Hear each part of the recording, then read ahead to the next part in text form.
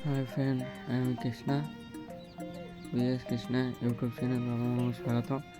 ଆମେ ବର୍ତ୍ତମାନ ଯାଉଛୁ ଏବେ ପୁରୀ ବୁଲିବାକୁ ନୂଆ ବର୍ଷରେ ସେଲିବ୍ରେଟ୍ କରିବାକୁ ଟିକେ ଦେଖନ୍ତୁ ରାତିରେ ବର୍ତ୍ତମାନ ବାହାରିଲୁ କେମିତିକା କୁହୁଡ଼ି ପୁରା ଭରପୁର ହେଇକିରି ଅଛି। ଜୟ ଜଗନ୍ନାଥ।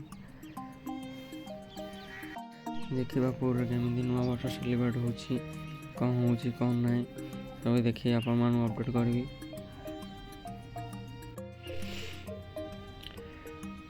ଦେଖନ୍ତୁ କେମିତିକା କେଉଁଠି ରହିଛି। ରାତିରେ 4ଟା-5ଟା ଆମେ ଘରୁ ବାହାରିଲୁ।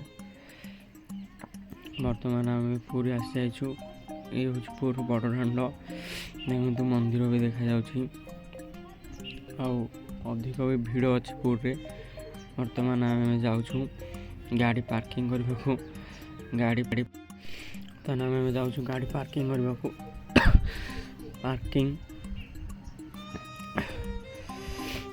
ଆସିଗଲୁ ଗାଡ଼ି ପାର୍କିଂ ଜାଗାକୁ। ସେପଟ ସାଇଡ଼୍ ଅଛି ନରେନ୍ଦ୍ର ପୋଖରୀ, ସେଇଠି ହିଁ ପାର୍କିଂ ହୁଏ ଗାଡ଼ି ସବୁ। ପାର୍କିଂ ପାଇଁ 50 ଟଙ୍କା ହିଁ। ଦେଖନ୍ତୁ କେମିତି ପାର୍କିଂ ହେଉଛି। ଯେଉଁ ବିଲ୍ଡିଂ ଭିତରେ ନୂଆକିରି ବିଲ୍ଡିଂ ବନାଯାଉଛି ବର୍ତ୍ତମାନ। ଏବେ ବିଲ୍ଡିଂ ଭିତରେ ସବୁ ଗାଡ଼ି ପାର୍କିଂ ହୁଏ, 4 ହ୍ୱିଲର୍ 2 ହ୍ୱିଲର୍ ଆଉ 3 ହ୍ୱିଲର୍।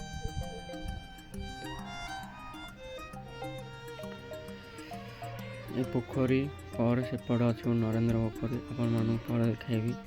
ଏ ବିଲ୍ଡିଂରେ ପୁରା ଗାଡ଼ି ପାର୍କିଂ ହୁଏ। ଦେଖନ୍ତୁ କେମିତି ଗାଡ଼ି ପାର୍କିଂ ହେଉଛି।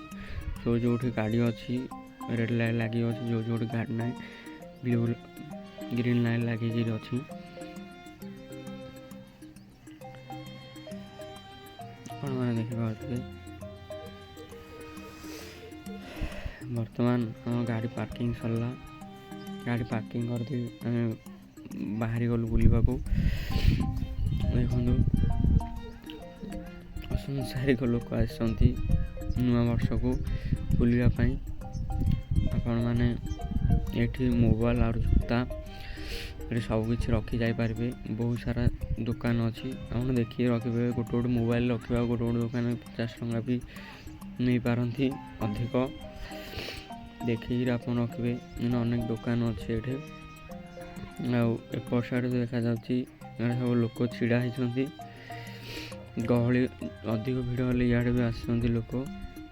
ଦେଖ ଚପଲ ଜୋତା ଷ୍ଟାଣ୍ଡ।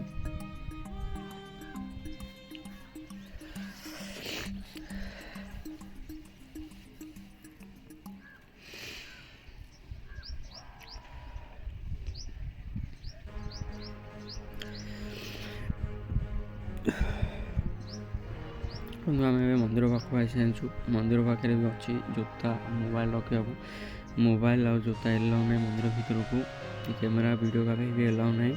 ସେଥିପାଇଁ ମୁଁ ବାହାରି ହିଁ କରୁଛି। ଆମେ ଜୋତା ଷ୍ଟାଣ୍ଡ ଆସିଲୁ ଜୋତା ଏବଂ ଫୋନ୍ ରଖିବା ପାଇଁ।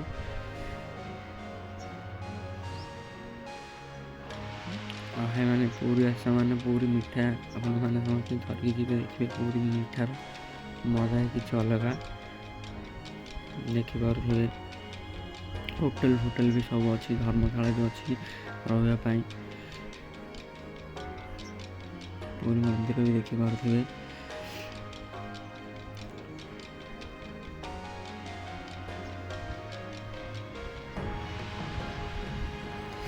ଦେଖିପାରୁଥିବେ କେତେ ଭିଡ଼, ମାନେ ନୂଆ ବର୍ଷ ପାଳନ କରିବା ପାଇଁ ବହୁ ସଂଖ୍ୟାର ଲୋକ ଆସିଛନ୍ତି। ଏଠି ପୁଲିସ ଗାଡ଼ି ବି ଅଛି, ସେଫ୍ଟି ପାଇଁ ବି ପୁଲିସ ଗାଡ଼ି ଅଛି। ପୁରୀ ମନ୍ଦିର ଦେଖିପାରୁଥିବେ ଜୟ ଜଗନ୍ନାଥ।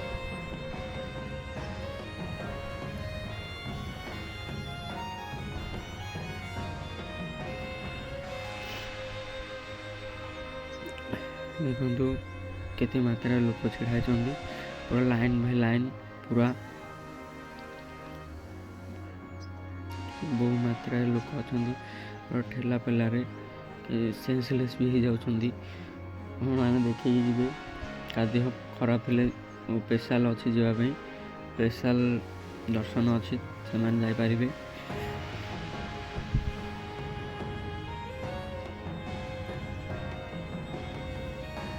ବର୍ତ୍ତମାନ ଦର୍ଶନ କରି ଆସିଗଲୁ।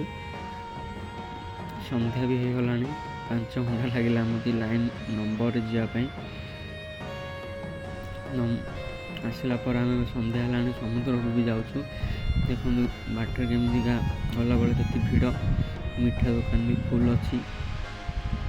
ପୁରା ମିଠା ସବୁଠୁ ଭଲ ହେଉବାନ ମିଠା ଆପଣମାନେ ରଖିପାରିବେ, ମାସେ ବି କିଛି ଖରାପ ହେବ ନାହିଁ। ଆମେ ପୁରୀ ସମୁଦ୍ର କୂଳକୁ ବର୍ତ୍ତମାନ ଯାଉଛୁ, ଦେଖିବା ସେଠିକାର ଦୃଶ୍ୟ କେମିତି ଅଛି। ଜୟ ଜଗନ୍ନାଥ। ଦେଖନ୍ତୁ ମିଠା କେମିତି ସଜେଇକିରି ସବୁ ରଖାଯାଇଛି। କିଲୋ ହେଉଛି 240 ଟଙ୍କା ଲେଖିଦେଇଛନ୍ତି। 240 ମତଲବ କେତେ 150 ଟଙ୍କାରୁ ଆରମ୍ଭ ହୋଇ 300 ପର୍ଯ୍ୟନ୍ତ ଭେରାଇଟି ମିଠା। କେମିତିକା ସବୁ ମିଠା। ବର୍ତ୍ତମାନ ସମୁଦ୍ର ପାଖାପାଖି ଆସିଗଲୁ।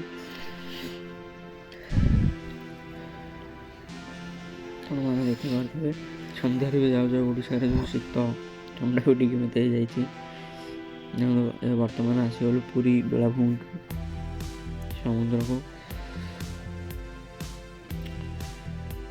ସମୁଦ୍ର କୂଳ ପାଖରେ ସ୍ୱର୍ଗଦ୍ୱାର ଅଛି, ଆପଣମାନେ ସେଇଠି ଯାଇ ଦେଖି ଆସିପାରିବେ।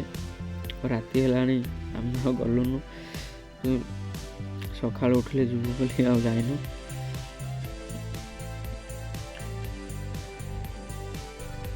ପୁରୀ ବେଳାଭୂମିରେ ରାତି ହେଲାଣି,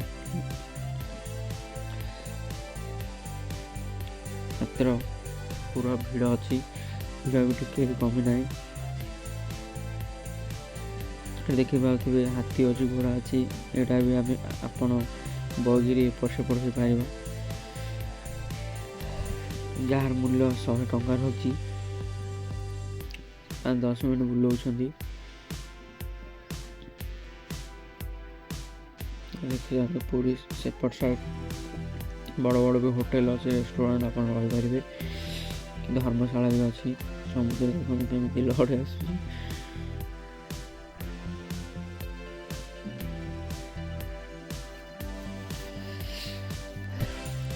ଜୟ ଜଗନ୍ନାଥ।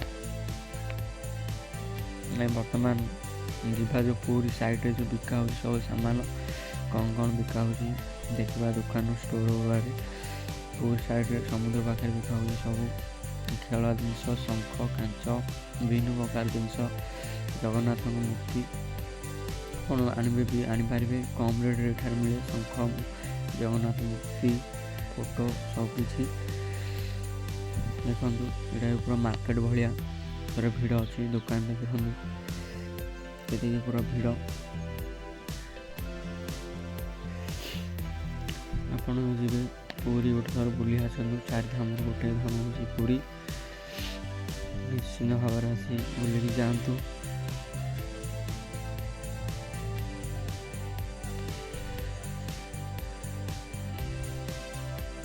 ଦୋକାନ ଅଛି ଦେଖ।